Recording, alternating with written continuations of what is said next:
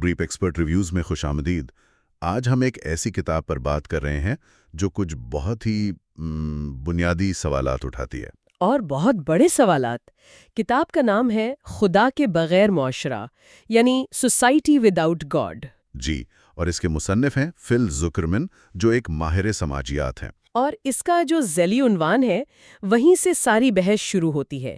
سب سے کم مذہبی ممالک ہمیں اطمینان کے بارے میں کیا بتا سکتے ہیں؟ یہ اپنے آپ میں ایک بہت بڑا دعویٰ ہے۔ بالکل، اور اس دلچسپ موضوع میں گہرائی میں جانے سے پہلے ایک چھوٹی سی وضاحت ضروری ہے۔ جی، یہ آڈیوز AI کے ذریعے تیار کی جاتی ہیں، تو ہو سکتا ہے کہ تلفظ یا جنس میں کہیں کوئی غلطی ہو جائے۔ یہ مواد صرف تعلیمی مقاصد کے لیے ہے۔ صحیح۔ تو زکرمن کا بنیادی سوال یہ ہے کہ اگر کسی معاشرے سے خدا کا تصور نکل جائے تو کیا وہ بکھر جائے گا؟ کیا وہاں افراتفری پھیل جائے گی؟ یہی وہ سوال ہے جس کا جواب دینے کے لیے انہوں نے ڈنمارک اور سویڈن کو چنا۔ یہ وہ ممالک ہیں جو دنیا کے سب سے زیادہ سیکولر، مطلب غیر مذہبی معاشروں میں آتے ہیں۔ لیکن دلچسپ بات تو یہ ہے کہ سماجی کامیابی کے ہر پیمانے پر یہ ممالک دنیا میں سب سے آگے بھی ہیں۔ بالکل، اور یہی وہ تضاد ہے جسے زکرمن سمجھنا چاہتے ہیں۔ اور ان کا طریقہ بھی بہت خاص ہے۔ انہوں نے صرف اعداد و شمار نہیں دیکھے، وہ خود وہاں گئے، 14 مہینے گزارے۔ جی، اور تقریباً 150 لوگوں کے بہت گہرائی میں جا کر انٹرویوز کیے۔ تو یہ صرف تھیوری نہیں، یہ حقیقی انسانوں کی کہانیاں ہیں۔ تو آئیے اس کا جائزہ شروع کرتے ہیں۔ کتاب کی شروعات ایک بہت بڑے مشاہدے سے ہوتی ہے۔ زکرمن کہتے ہیں کہ آج کی دنیا کو دیکھیں تو وہ مذہب سے بھری ہوئی ہے۔ ہر جگہ، مشرق وسطی، لاطینی امریکہ، افریقہ۔ بالکل، ہر جگہ مذہب زیادہ مقبول اور سیاسی طور پر زیادہ طاقتور ہو رہا ہے۔ امریکہ میں بھی، جہاں وہ خود رہتے ہیں، مذہب عوامی زندگی کے بالکل مرکز میں ہے۔ جی، لیکن اسی دنیا میں وہ کہتے ہیں کہ کچھ جگہیں ایسی ہیں جو اس عالمی لہر سے بالکل الگ تھلگ ہیں۔ جیسے ڈنمارک اور سویڈن۔ بالکل، وہ انہیں سیکولر زندگی کی پرسکون کشتیاں کہتے ہیں۔ یہاں زیادہ تر لوگ نہ خدا کو مانتے ہیں، نہ دعا کرتے ہیں، نہ ہی مذہبی کتابوں کو مقدس سمجھتے ہیں۔ اور یہاں وہ اپنا ایک ذاتی تجربہ بتاتے ہیں جو بہت ہی حیران کن ہے۔ وہ جب ڈنمارک کے شہر آراہس میں رہنے گئے تو انہیں سڑکوں پر پولیس نظر ہی نہیں آئی۔ جی، وہ لکھتے ہیں کہ انہیں اپنا پہلا پولیس والا دیکھنے میں 31 دن لگے۔ یہ تو ناقابل یقین بات ہے۔ اور یہیں سے پہلا سوال اٹھتا ہے، جہاں پولیس نہیں اور خدا کا خوف بھی نہیں، وہاں تو جرائم بہت زیادہ ہونے چاہیے، ہے نا؟ یہی تو عام خیال ہے۔ لیکن حقیقت بالکل الٹ ہے۔ ڈنمارک میں پرتشدد جرائم کی شرح دنیا میں سب سے کم ہے۔ تو یہ بات تو اس پورے نظریے کو ہی چیلنج کرتی ہے کہ اخلاقیات کے لیے مذہب ضروری ہے، اور بات صرف جرائم تک نہیں ہے۔ نہیں، خوشی کا معاملہ تو اس سے بھی زیادہ دلچسپ ہے۔ اچھا؟ جتنے بھی عالمی سروے ہیں، ورلڈ ہیپینس رپورٹ ہو یا کوئی اور، ڈنمارک ہمیشہ دنیا کے خوش ترین ممالک میں پہلے یا دوسرے نمبر پر ہوتا ہے۔ واہ!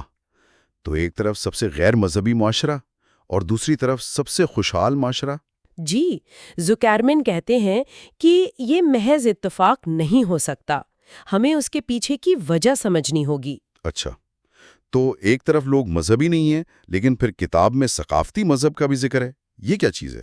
یہ اس تحقیق کا شاید سب سے کمال کا حصہ ہے۔ دیکھیں، کاغذوں پر ڈنمارک کی تقریباً 80% آبادی لوتھرن چرچ کی ممبر ہے۔ 80%؟ یہ تو بہت زیادہ ہے۔ بہت زیادہ ہے۔ لوگ چرچ میں شادی کرتے ہیں، بچوں کو بپتسمہ دلواتے ہیں، آخری رسومات بھی وہیں ہوتی ہیں۔ تو اوپر سے دیکھیں تو یہ ایک مذہبی معاشرہ لگتا ہے۔ لیکن یہ سب عقیدے کی وجہ سے نہیں ہے۔ بالکل نہیں، یہ سب صرف ثقافت اور روایت کے نام پر ہو رہا ہے۔ زکرمن نے ایک پادری کا انٹرویو کیا جس نے ایک حیران کن بات بتائی۔ کیا؟ اس نے کہا کہ میں نے اپنی زندگی میں 200 سے زیادہ شادیاں کروائی ہیں، اور ان میں سے شاید 5% جوڑوں نے خدا یا مذہب کا ذکر کیا ہوگا۔ صرف 5%؟ جی، باقی 95% کے لیے یہ صرف ایک روایت تھی، یا اس لیے کہ چرچ کی عمارت خوبصورت لگتی ہے، تقریب رومانوی ہوتی ہے۔ مطلب مذہب ایک سماجی ایونٹ ہے، روحانی تجربہ نہیں۔ بالکل۔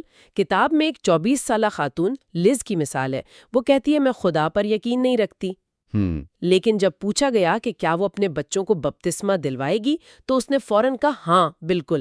وجہ پوچھی تو بولی کیونکہ یہاں ایسا ہی ہوتا ہے، یہ روایت ہے۔ صحیح، یعنی اس کا عقیدے سے کوئی تعلق نہیں، بس جو سب کر رہے ہیں وہ بھی کریں گی۔ جی، اور یہاں تک کہ جب یہ لوگ خود کو عیسائی کہتے ہیں تو اس کا مطلب بھی وہ نہیں ہوتا جو باقی دنیا میں سمجھا جاتا ہے۔ اس کا کیا مطلب ہوا؟ ان کے لیے عیسائی ہونے کا مطلب ہے ایک اچھا انسان ہونا، مہربان ہونا، دوسروں کا خیال رکھنا۔ اس کا یسوع، بائبل یا خدا پر یقین سے کوئی تعلق نہیں۔ یعنی عیسائی ہونا ایک اخلاقی پہچان ہے، مذہبی نہیں؟ بالکل۔ اچھا، یہ سب تو بہت دلچسپ ہے، لیکن ایک سوال جو فوراً ذہن میں آتا ہے وہ سوویت یونین یا چین جیسے ممالک کا ہے۔ وہ بھی تو ملحد معاشرے تھے اور وہاں تو سماجی ترقی بالکل نہیں تھی۔ یہ بہت اہم نکتہ ہے اور زکرمین اس پر بہت زور دیتے ہیں۔ وہ دو طرح کے الحاد میں فرق کرتے ہیں، ایک ہے جبری الحاد اور دوسرا ہے فطری سیکولرائزیشن۔ اچھا، ان میں کیا فرق ہے؟ سوویت یونین یا چین میں الحاد عوام کی مرضی سے نہیں آیا، وہ ریاست نے، ایک آمر نے زبردستی مسلط کیا تھا۔ بندوقی نوک پر؟ جی، مذہب کو کچلا گیا۔ اس کے برعکس ڈنمارک اور سویڈن میں سیکولرائزیشن کا عمل صدیوں پر پھیلا ایک فطری اور رضاکارانہ عمل تھا۔ یعنی لوگوں نے اپنی مرضی سے مذہب سے دوری اختیار کی۔ بالکل، تعلیم، معاشی خوشحالی اور ایک مضبوط سوشل سیفٹی نیٹ کی وجہ سے لوگوں کو لگا کہ انہیں اب مذہب کی ضرورت نہیں ہے۔ یہ تبدیلی اندر سے آئی، اوپر سے مسلط نہیں کی گئی۔ تو ایک طرف جبر ہے اور دوسری طرف انتخاب، اور نتائج سب کے سامنے ہیں۔ جی، جبری الحاد والے ممالک ناکام ہوئے، جبکہ یہ فطری سیکولرائزیشن والے ممالک انسانی ترقی، صنفی مساوات اور کرپشن کی کمی جیسے ہر پیمانے پر دنیا میں سب سے آگے ہیں۔ تو کتاب یہ نہیں کہہ رہی کہ سیکولرزم ہی ان کامیابیوں کی وجہ ہے؟ نہیں، زکرمن بہت محتاط ہیں، وہ یہ دعویٰ نہیں کرتے، لیکن وہ یہ ضرور کہتے ہیں کہ یہ ڈیٹا ثابت کرتا ہے کہ ایک صحت مند اور اخلاقی معاشرے کے لیے خدا پر یقین رکھنا لازمی نہیں ہے۔ مطلب سیکولرزم کامیابی کی راہ میں کوئی رکاوٹ نہیں بنا؟ بالکل۔ اعداد و شمار تو اپنی جگہ، لیکن جو چیز اس کتاب میں جان ڈالتی ہے وہ ہیں ان لوگوں کی ذاتی کہانیاں۔ جی، ان کہانیوں سے ہی اصل تصویر سمجھ آتی ہے، اور ان میں سے ایک سب سے متاثر کن کہانی این کی ہے، جو ایک ہاسپس نرس ہے۔ ہاسپس نرس؟ یعنی ان کا کام مرتے ہوئے لوگوں کی دیکھ بھال کرنا ہے؟ جی، جہاں زندگی کے سب سے بڑے سوالات سامنے آتے ہیں، موت، زندگی کا مطلب، خوف۔ اور این خود ملحد ہیں۔ جی، اور ان کا جو مشاہدہ ہے وہ ہمارے عام تصور کے بالکل الٹ ہے۔ وہ کیسے؟ وہ بتاتی ہیں کہ ان کے تجربے میں اکثر جو مذہبی مریض ہوتے ہیں انہیں موت کا سامنا کرنے میں زیادہ مشکل ہوتی ہے، وہ زیادہ بے چین اور خوفزدہ ہوتے ہیں۔ یہ تو بالکل الٹی بات ہو گئی۔ عام طور پر تو یہی کہا جاتا ہے کہ مذہب موت کے خوف سے نمٹنے میں مدد کرتا ہے۔ این کہتی ہیں کہ ان کا خوف موت کا نہیں بلکہ اس کے بعد ہونے والے فیصلے کا ہوتا ہے۔ اچھا۔ کہ کیا ہم نے صحیح زندگی گزاری؟ کیا ہم جنت میں جائیں گے؟ خدا ہمارے بارے میں کیا فیصلہ کرے گا؟ یہ خوف ان کے آخری لمحات کو مشکل بنا دیتا ہے۔ اور ملحد مریض؟ وہ کہتی ہیں کہ وہ زیادہ سکون سے اپنی تقدیر کو قبول کر لیتے ہیں۔ ان کے لیے موت زندگی کا ایک فطری انجام ہے، کسی آزمائش کا آغاز نہیں۔ جی، یہ واقعی ایک بہت گہرا مشاہدہ ہے۔ کتاب میں ایک اور کردار ہے، کرسچن، جو ایک پروسیکیوٹر ہے۔ جی، وہ خود کو مکمل ملحد کہتا ہے، اور وہ ایک بہت ہی مزیدار قصہ سناتا ہے۔ سنائیے۔ اس کا ایک بہت قریبی دوست ہے۔ ایک شام وہ دونوں ساتھ بیٹھے تھے اور کچھ ڈرنکس کے بعد اس کے دوست نے ہچکچاتے ہوئے ایک اعتراف کیا۔ کیسا اعتراف؟ اس نے سرگوشی میں کہا، میں تمہیں ایک بات بتانا چاہتا ہوں، میں اصل میں خدا پر یقین رکھتا ہوں۔ اور پھر فوراً کہا، مجھے امید ہے تم مجھے اس وجہ سے برا انسان نہیں سمجھو گے۔ واہ، یہ تو پوری صورت ہی حالت پہ الٹ گئی۔ بالکل۔ دنیا میں لوگ اپنا ملحد ہونا چھپاتے ہیں اور وہاں کوئی اپنا مذہبی ہونا چھپا رہا ہے۔ جی، یہ واقعہ اس معاشرے کی نفسیات کو سمجھنے کے لیے ایک چھوٹی سی کھڑکی ہے۔ یہاں سیکولر ہونا معمول کی بات ہے اور مذہبی ہونا ایک غیر معمولی بات جو آپ اپنے قریبی دوست کو بتانے سے بھی ڈرتے ہیں۔ تو آج ہم نے فل زکرمن کی کتاب خدا کے بغیر معاشرہ کے ابتدائی حصوں کا ایک گہرا جائزہ لیا۔ ہم نے دیکھا کہ کیسے یہ انتہائی سیکولر معاشرے نہ صرف مستحکم اور خوشحال ہیں بلکہ اخلاقی طور پر بھی بہت مضبوط نظر آتے ہیں۔ ہم نے یہ بھی دیکھا کہ وہاں مذہب نے کس طرح ایک ثقافتی رسم کی شکل لے لی ہے اور اپنی روحانی اہمیت کھو دی ہے۔ اور ذاتی کہانیوں سے یہ جانا کہ لوگ مذہب کے بغیر بھی بامعنی اور پرسکون زندگیاں گزار رہے ہیں۔ یہ تو اس کتاب سے حاصل ہونے والے علم کا صرف آغاز ہے۔ ہم اگلے حصے میں اس کے اگلے ابواب کا جائزہ لیں گے اور اس موضوع پر مزید گہرائی میں جائیں گے۔ اور جاتے جاتے ایک سوال چھوڑ جاتے ہیں سوچنے کے لیے۔ کیا ایسا ہو سکتا ہے کہ جن اخلاقی قدروں کو ہم مذہب سے جوڑتے ہیں، جیسے غریبوں کی دیکھ بھال یا مساوات، وہ دراصل معاشرے میں زیادہ بہتر طریقے سے تب نافذ ہوتی ہیں جب انہیں خدائی حکم کے بجائے ایک مشترکہ انسانی اور شہری ذمہ داری سمجھا جائے؟ پچھلی گفتگو میں ہم نے ایک بڑی دلچسپ تصویر دیکھی تھی کہ کیسے ڈنمارک اور سویڈن جیسے انتہائی سیکولر معاشرے، جہاں مذہب کا اثر نہ ہونے کے برابر ہے، وہ حیران انگیز طور پر خوشحال بھی ہیں، صحت مند بھی ہیں اور محفوظ بھی۔ آج ہم اسی بات کو ایک قدم آگے لے کر جائیں گے، مطلب معاشرتی سطح سے ہٹ کر انفرادی انسانوں کے تجربات کی گہرائی میں اتریں گے۔ آخر ان معاشروں میں لوگ مذہب کے مضبوط ڈھانچے کے بغیر زندگی کے سب سے بڑے سوالات سے کیسے نپٹتے ہیں؟ میرا مطلب ہے موت اور زندگی کا مقصد۔ بالکل، اور آپ نے بالکل صحیح نقطہ اٹھایا ہے۔ عام طور پر تو یہی سمجھا جاتا ہے کہ مذہب کی ضرورت کی دو سب سے بڑی وجوہات یہی بنیادی انسانی خدشات ہیں۔ یعنی ایک اپنی فنا کا خوف، جی، موت کا خوف، اور دوسرا اس کائنات میں اپنے وجود کے مقصد کی تلاش۔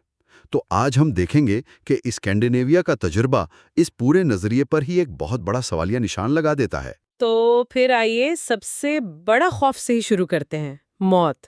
ایک عام خیال تو یہی ہے جو صدیوں سے چلا آ رہا ہے کہ انسان کو جب اپنی موت کا خیال آتا ہے تو وہ گھبرا جاتا ہے اور اس کا علاج مذہب میں ڈھونڈتا ہے۔ بالکل، جہاں اسے حیات بعد الموت یا آفٹر لائف کی ایک طرح سے تسلی ملتی ہے، یہی وہ کلاسک نظریہ ہے۔ لیکن اسکینڈینیویا میں وہاں کیا ہو رہا ہے؟ وہاں ایک بالکل ہی مختلف اور حیران کن تصویر سامنے آتی ہے۔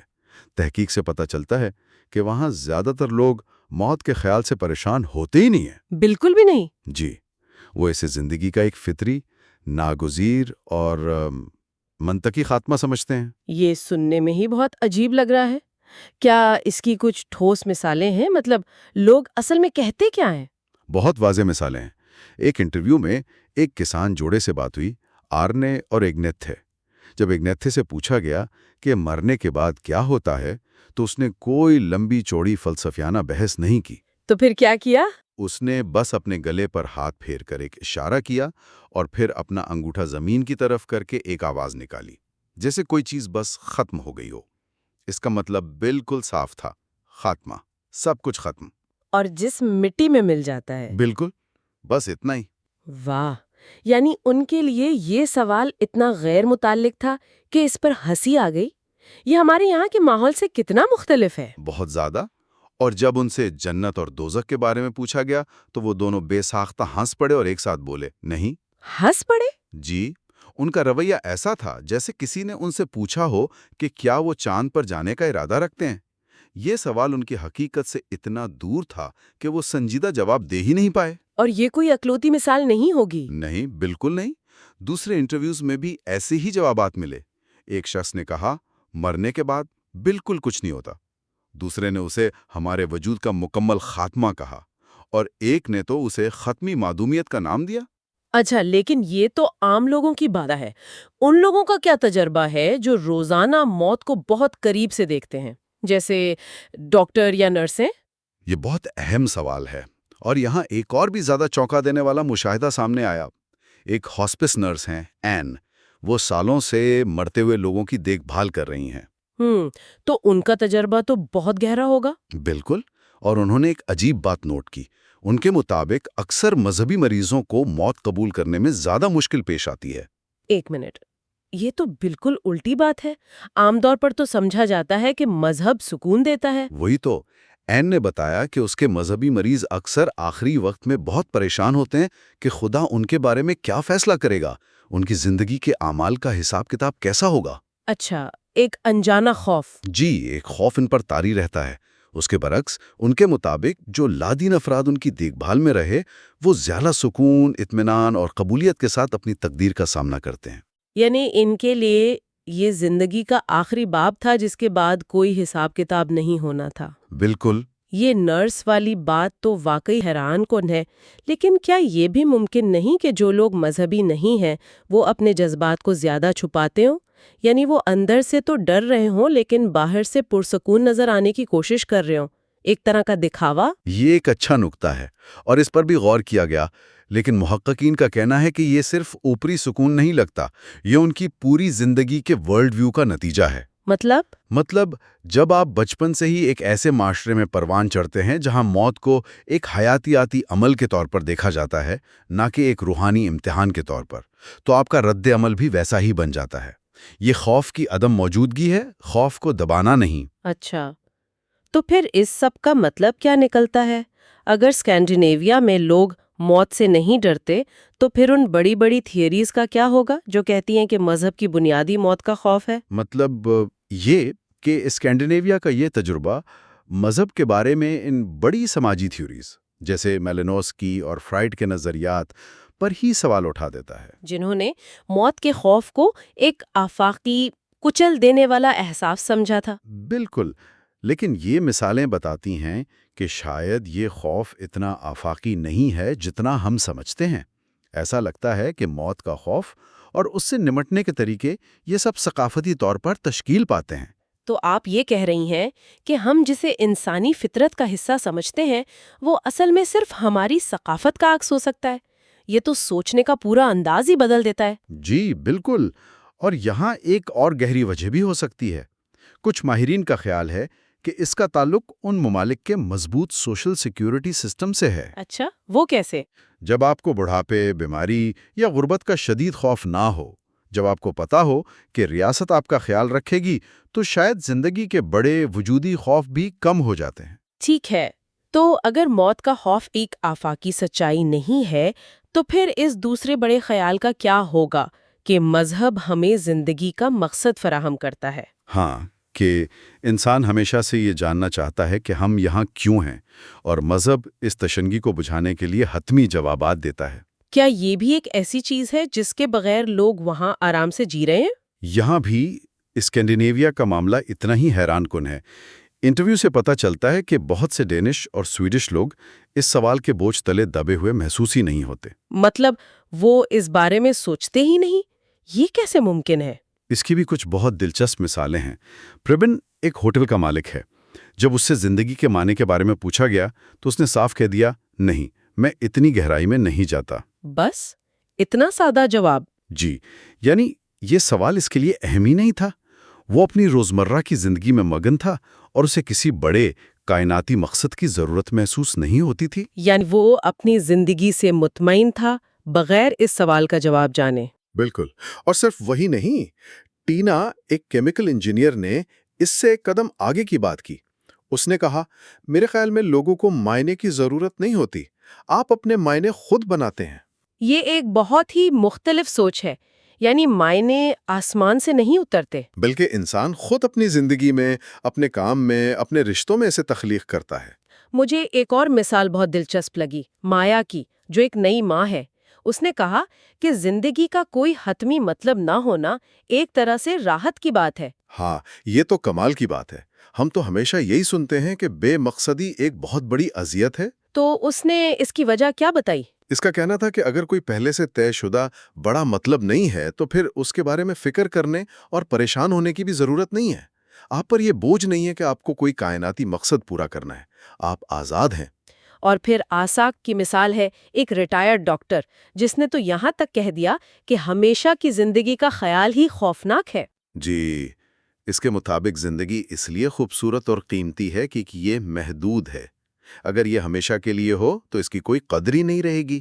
یعنی اس کے لیے موت زندگی کو معنی دیتی ہے، نہ کہ اس سے معنی چھینتی ہے۔ یہ بھی عام سوچ کے بالکل برخلاف ہے۔ بالکل۔ لیکن ان سب میں سب سے زیادہ متاثر کن کہانی شاید لیو کی ہے۔ 75 سال کا ایک پبلشر، اس کی بیوی 16 سال سے کوما میں ہے۔ یہ تو ایک ایسی ٹریجڈی ہے جو کسی کو بھی توڑ سکتی ہے اور مذہب کی طرف دھکیل سکتی ہے۔ لیکن اس نے ایسا نہیں کیا۔ لیف کی کہانی انسانی مضبوطی کی ایک غیر معمولی مثال ہے۔ وہ کہتا ہے کہ اسے کبھی مذہب کا سہارا لینے کی ضرورت محسوس نہیں ہوئی۔ تو وہ مقصد کہاں ڈھونڈتا ہے؟ وہ کہتا ہے مجھے زندگی کا مقصد اپنے کام، اپنی کتابوں اور اپنے خاندان میں ملتا ہے۔ وہ ہر روز اپنی بیوی سے ملنے جاتا ہے، اس سے بات کرتا ہے۔ اس کا مقصد کسی بعد کی زندگی کی امید پر نہیں بلکہ اسی زندگی کے اعمال پر قائم ہے۔ تو یہ تمام کہانیاں مل کر کیا بتاتی ہیں؟ کیا یہ لوگ صرف مستثنات ہیں یا یہ کسی بڑے رجحان کی نشاندہی کر رہی ہیں؟ یہ ایک بڑے رجحان کی طرف اشارہ کرتی ہیں۔ یہ تمام تجربات اس مشہور خیال پر سوال اٹھاتے ہیں کہ تمام انسان وجودی معنی کی ایک بے چین تلاش میں سرگرداں رہتے ہیں۔ ماہر عمرانیات زگمنڈ باؤمن نے اس بارے میں بہت خوب لکھا ہے۔ ان کا کہنا ہے کہ زیادہ تر لوگ عام طور پر اپنی روزمرہ کی زندگی کے بارے میں زیادہ فکر مند ہوتے ہیں، جیسے بل ادا کرنا، بچوں کی دیکھ بھال کرنا، اپنے کام کو ٹھیک سے کرنا۔ ان کی زیادہ تر توانائی ان عملی چیزوں میں صرف ہوتی ہے، نہ کہ کائنات کے حتمی رازوں پر غور کرنے میں۔ بالکل۔ تو ہم نے دیکھا کہ افراد ان بڑے سوالات سے مذہب کے بغیر کیسے نمٹتے ہیں، لیکن اس سے میرے ذہن میں ایک اور گہرا سوال پیدا ہو رہا ہے۔ ایک ایسے معاشرے میں جہاں مذہب مرکزی حیثیت نہیں رکھتا، وہاں سیکولر ہونے کا اصل میں احساس کیسا ہوتا ہے؟ روزمرہ کی زندگی میں یہ کیسا لگتا ہے؟ یہ ایک بہترین سوال ہے اور ہماری گفتگو کا منطقی اگلا قدم بھی یہی ہے۔ لوگ مذہب کی اس کمی کو یا اس غیر موجودگی کو اپنی روزمرہ کی زندگی میں کیسے تجربہ کرتے ہیں؟ کیا یہ ایک جارحانہ قسم کی لادینیت ہے جہاں مذہب کو رد کیا جاتا ہے؟ یا یہ صرف مذہب کے بارے میں نہ سوچنا ہے، ایک طرح کی پرسکون لا تعلقی؟ اور یہی ہماری اگلی گفتگو کے لیے بہترین بنیاد فراہم کرتا ہے، جہاں ہم سیکولر ہونے کے ان مختلف رنگوں پر تفصیل سے بات کریں گے۔ ہم یہ جانیں گے کہ لوگ اسے کیسے بیان کرتے ہیں۔ کچھ کے لیے یہ مذہب پر بات کرنے سے ہچکچاہٹ ہے، کچھ کے لیے یہ بے ضرر لا تعلقی، اور بعض اوقات تو یہ مکمل بے خبری کی حد تک چلی جاتی ہے۔ اچھا، تو آج کی گفتگو کا خلاصہ یہ ہے کہ اسکینڈینیویا کا تجربہ ہمیں یہ سوچنے پر مجبور کرتا ہے کہ موت کا شدید خوف اور زندگی کے ختمی مقصد کی تلاش شاید آفاقی انسانی خصوصیات نہیں ہے۔ ایسا لگتا ہے کہ ان احساسات کی شدت اور اہمیت ثقافت سے بہت گہرائی سے جڑی ہوئی ہے۔ اگر ایک ثقافت ان سوالات کو مرکزی حیثیت نہ دے تو شاید لوگ ان کے بغیر بھی بہت اچھی اور بامانی زندگی گزار سکتے ہیں۔ بالکل۔ اور جاتے جاتے سامعین کے لیے ایک سوچ چھوڑے جاتے ہیں۔ اگر ایک پورا معاشرہ کامیابی سے چل سکتا ہے اور اس کے لوگ ان بڑے سوالات سے نمٹے بغیر خوش اور بامانی زندگیاں گزار سکتے ہیں، تو یہ خود ان سوالات کی اہمیت کے بارے میں کیا کہتا ہے؟ کیا یہ واقعی اتنے ہی بنیادی اور ناگزیر ہیں جتنا ہمیں ہمیشہ بتایا گیا ہے؟ یا پھر ان سوالات کو اتنی اہمیت دینا بھی خود ایک ثقافتی عمل ہے؟ یہ ایک بہت گہرا سوال ہے جس پر سوچنے کی ضرورت ہے۔ اگلی بار ہم اسی سلسلے کو آگے بڑھائیں گے اور یہ جانیں گے کہ یہ سیکولرزم روزمرہ کی زندگی میں کیسا نظر آتا ہے، لوگوں کی آپس کی گفتگو میں کیسے ظاہر ہوتا ہے۔ تو پچھلی 2 نشستوں میں ہم نے ڈنمارک اور سویڈن کے سیکولر معاشروں پر جو بات کی، جی، ہم نے دیکھا کہ وہاں کے لوگ نہ موت سے اتنا ڈرتے ہیں، نہ زندگی کے معنی پر زیادہ سوچتے ہیں۔ بالکل۔ آج سمجھیں کہ ہم اس سلسلے کی آخری کڑی جوڑنے والے ہیں، سارے نکات کو اکٹھا کر کے اس گہری بحث کو ایک نتیجے پر پہنچائیں گے۔ بالکل، اور آج کا مرکزی سوال یہی ہے کہ آخر یہ معاشرے اتنے سیکولر ہیں کیوں؟ اور صرف کیوں نہیں بلکہ روزمرہ کی زندگی میں سیکولر ہونے کا احساس کیسا ہوتا ہے؟ صحیح۔ اور ہماری ساری گفتگو، جیسا کہ ہم بتاتے آئے ہیں، فل زکمین کی کتاب سوسائٹیز وداؤٹ گاڈ کے مواد پر مبنی ہے۔ تو پھر سب سے بڑے سوال سے ہی شروع کرتے ہیں، آخر ایسا کیوں ہے؟ کتاب میں ایک بہت ہی دلچسپ نظریہ ہے، سست اجارہ داری، لیزی مونوپلی۔ یہ کیا چیز ہے؟ دیکھیں، یہ نظریہ راڈنی سٹارک کا ہے اور یہ ہمارے عام تصور سے بالکل الٹ ہے۔ ان کا کہنا ہے کہ جب ریاست کسی ایک ہی مذہب کی سرپرستی کرتی ہے، جیسے اسکینڈینیویا میں لوتھرن چرچ کی ہوئی، تو اس کی اجارہ داری یعنی مونوپلی قائم ہو جاتی ہے۔ اچھا، تو کوئی مقابلہ نہیں ہوتا؟ بالکل، اور جب مقابلہ نہ ہو تو ادارہ سست ہو جاتا ہے، مطلب اس سے لوگوں کو اپنی طرف راغب کرنے، کوئی دلچسپ پروگرام بنانے، کوئی محنت کرنے کی ضرورت ہی نہیں پڑتی۔ ضرورت ہی محسوس نہیں ہوتی۔ اس کے بالکل برعکس اگر آپ امریکہ کو دیکھیں، ہاں، وہاں جی تو ایک آزاد بازار ہے مذاہب کا۔ جی وہاں درجنوں چرچ اور فرقے ہیں، سب ایک دوسرے سے مقابلہ کر رہے ہیں، اس لیے وہ زیادہ فعال ہیں، زیادہ متحرک ہیں۔ اسکینڈینیویا میں لوتھرن چرچ کو سب کچھ پلیٹ میں رکھا مل گیا، اور وہ سست ہو گیا۔ اور وقت کے ساتھ ساتھ لوگوں کے لیے غیر اہم ہو گیا۔ اچھا، یہ تو ایک اندرونی وجہ ہوئی، کیا کوئی بیرونی عنصر بھی تھا، یا شاید بیرونی عنصر کی کمی؟ کتاب میں آئرلینڈ اور پولینڈ کی مثال ہے جو اس کے بالکل برعکس ہے۔ جی یہ دوسرا بہت اہم نکتہ ہے، اسے کہا گیا ہے ثقافتی دفاع کی ضرورت کا فقدان۔ یعنی lack of a need for cultural defence. بالکل، آئرلینڈ اور پولینڈ کی تاریخ دیکھیں تو وہ صدیوں تک بیرونی طاقتوں کے دباؤ میں رہے۔ آئرلینڈ میں برطانوی پروٹسٹنٹ حکومت کے خلاف کیتھولکزم ایک قومی شناخت بن گیا، مزاحمت کی علامت۔ اسی طرح پولینڈ کے لیے روس اور جرمنی کے بیچ میں کیتھولک چرچ ان کی ثقافت اور زبان کا محافظ بن گیا۔ تو وہاں مذہب صرف عقیدہ نہیں تھا، وہ بقا کا ذریعہ تھا۔ اور ڈنمارک اور سویڈن کو کبھی اس قسم کے ثقافتی خطرے کا سامنا ہی نہیں کرنا پڑا؟ کبھی نہیں، وہ ہمیشہ سے نسبتاً پرامن اور یکساں معاشرے رہے ہیں۔ تو جب آپ کی شناخت کو کوئی خطرہ ہی نہ ہو تو آپ کو اسے بچانے کے لیے مذہب جیسی ڈھال کی ضرورت بھی محسوس نہیں ہوتی۔ تو یہ دونوں چیزیں مل گئیں، ایک سست چرچ اور دوسرا کوئی بیرونی خطرہ نہیں۔ جی، اور ان دونوں نے مل کر لوگوں کو مذہب سے آہستہ آہستہ دور کر دیا۔ لیکن کتاب میں ایک تیسرا نظریہ بھی ہے جو ان سب سے زیادہ، میں کہوں گی کہ چونکا دینے والا ہے۔ اچھا؟ وہ یہ کہ شاید اسکینڈینیوین لوگ شروع سے ہی زیادہ مذہبی نہیں تھے۔ کیا یہ ممکن ہے کہ عیسائیت ان پر صرف ایک اوپری تہ تھی؟ یہ ایک بہت گہرا اور اہم تاریخی سوال ہے۔ دیکھیے، ہم قدیم نارڈک لوگوں کے عقائد کے بارے میں بہت کم جانتے ہیں، صحیح۔ اور جو کچھ جانتے ہیں وہ بھی زیادہ تر عیسائی مورخین کا لکھا ہوا ہے۔ تاریخ یہ بتاتی ہے کہ ان پر عیسائیت زبردستی مسلط کی گئی تھی۔ یہ کوئی عوامی روحانی تحریک نہیں تھی؟ نہیں، بالکل نہیں، یہ بادشاہوں کے سیاسی فیصلے تھے۔ تو یہ بہت ممکن ہے کہ عیسائیت نے کبھی ان کی روح کو چھوا ہی نہ ہو، اور جیسے ہی چرچ کا دباؤ کم ہوا وہ اپنی پرانی حالت میں واپس آ گئے۔ بالکل۔ تو آج کا سیکولرزم شاید کوئی نئی چیز نہیں بلکہ ایک پرانی ثقافتی خصوصیت کا تسلسل ہے۔ یہ تو پوری تصویر ہی بدل دیتا ہے۔ اچھا، تو یہ تو ہو گئیں وجوہات، اب آتے ہیں اس پر کہ اس کا عملی مطلب کیا ہے، روزمرہ کی زندگی میں یہ کیسا لگتا ہے۔ ایک بات جو کتاب میں بار بار آتی ہے وہ ہے مذہب پر بات کرنے سے ہچکچاہٹ۔ ہاں، اور یہ ہچکچاہٹ اس لیے نہیں کہ یہ کوئی بہت ذاتی یا حساس موضوع ہے، جیسا کہ شاید امریکہ میں سمجھا جاتا ہے۔ جی، بلکہ اس لیے کہ یہ ان کے لیے ایک غیر اہم موضوع ہے، ایک نان ایشو۔ وہ اس پر بات کرنا عجیب سمجھتے ہیں۔ مصنف نے ایک بوڑھے شخص کا قول نقل کیا ہے جو کہتا ہے، یہ سب بکواس ہے، مذہب بھی اور اس پر بات کرنا بھی۔ یہ غیر اہم موضوع والی بات بہت گہری ہے۔